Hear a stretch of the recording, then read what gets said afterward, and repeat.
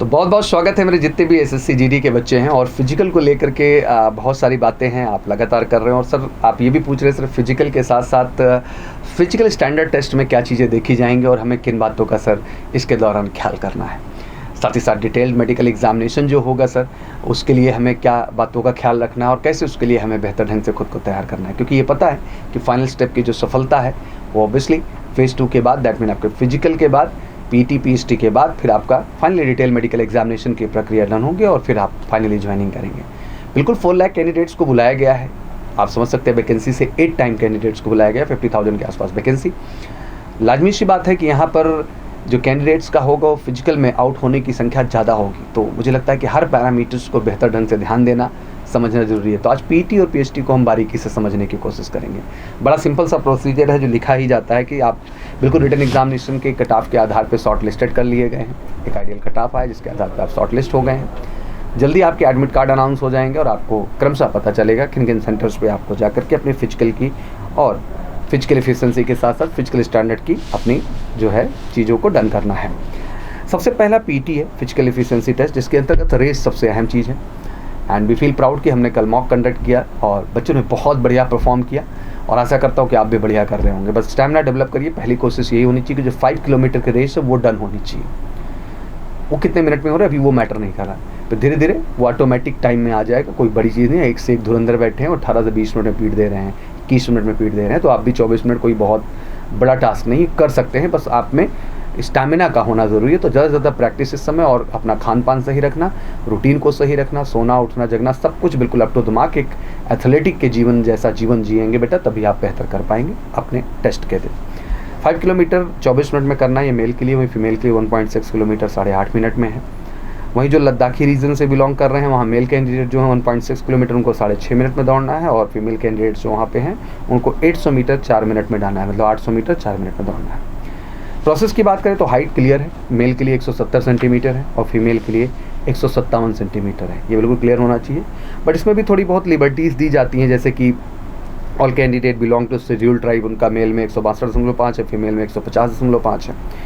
All schedule tribe candidate of the north जो है eastern state, any states के जितने भी हैं वहाँ 157 मेल में है और 147 फीमेल में हो जाता है। All schedule tribe candidate of the left wing extremism affected district जितने हैं हमारे 160 मेल का है, 147.5 फीमेल का है। Candidate following in the category of Garhwali, Kumaonis, Dogra, Marathas, ये जितने भी हैं, यूनियन टेरिटरी हो गई जिसमें असम, हिमाचल प्रदेश, जम्मू कश्मीर एंड लद्दाख, 165 मेल का है और 155 फीमेल का है।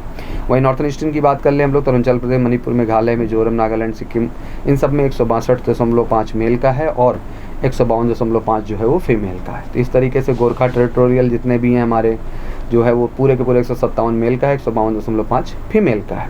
तो ये तो रहा आपका क्राइटेरिया हाइट का। लिबर्टीज़ भी हैं, आइडियली मैंने बता दिया 170 157, लेकिन इस तरह से प्योरिटाइज लिबर्टीज़ भी दी गई हैं।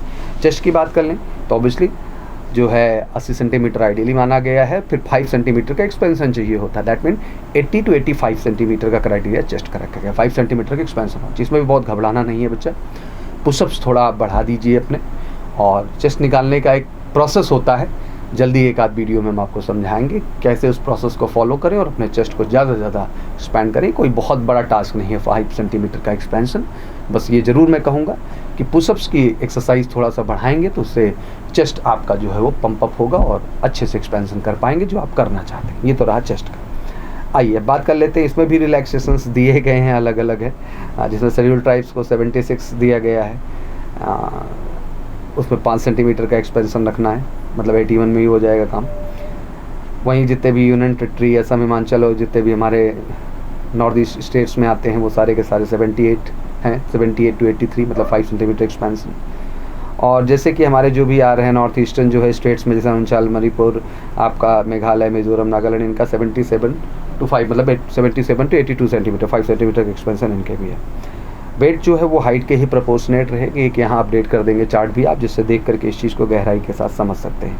तो ये बेसिकली थी एलिजिबिलिटी। इसी के आधार पे आप जाएंगे और फाइनली यहाँ सारे फॉर्मेट आप क्लियर कर लेते हैं तो फिर फाइनल मेरिट एक जनरेट कर दी जाएगी, जिसके आधार पे आप फाइनल हो जाएंगे। तो अभी तो मैं यही कहूँगा कि जाके फिजिकल में अपना बेस्ट दीजिए बच्चा, पीईटी फिजिकल एफिशिएंसी टेस्ट में और पीएचटी में भी फिजिकल स्टैंडर्ड टेस्ट में, दोनों में अच्छे से अपना बेस्ट दीजिए, फिर फाइनल मेरिट आ जाएगी ओवरऑल।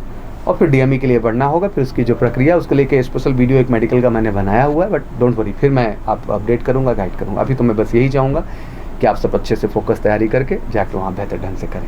और जैसे मैंने कहा कि नेक्स्ट वैकेंसी के लिए बिल्कुल तैयार रहें। जो बच्चे नहीं सफल हो पाए उन्हें घबराने की ज़रूरत नहीं है, उनसे मैं यही कहूँगा कि अब तैयारी में लग जाइए, किसी भ्रम में मत रहिएगा। सफलता इसलिए आपको नहीं मिली कि जो है आपने कोई बहुत बड़ी गलती कर दी, नहीं, या कट ऑफ ने कुछ कर दिया।